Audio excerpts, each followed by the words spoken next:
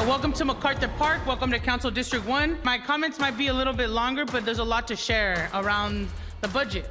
The budget is so incredibly important to this city, but also to the quality of your life.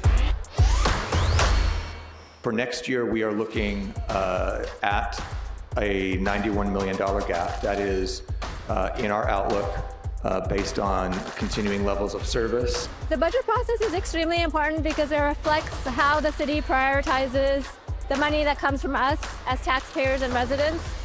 So what the city allocates to different departments for different programs really shows what the city is prioritizing at that given moment.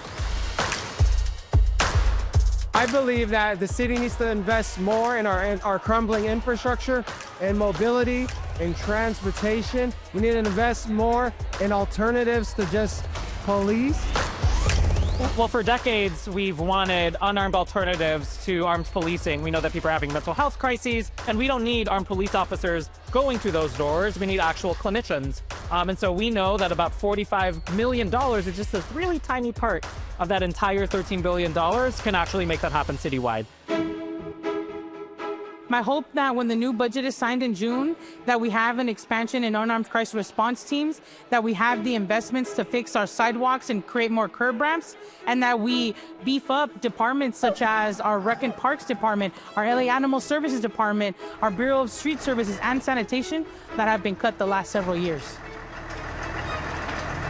Just as a reminder of the incredible and costly needs that the city faces today.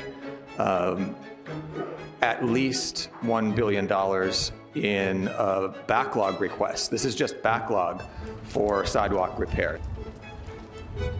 This budget is going to be very difficult, as you mentioned, and we're going to have to be a real balance of trying to reduce spending, reduce what we do overall, and hopefully have some revenue.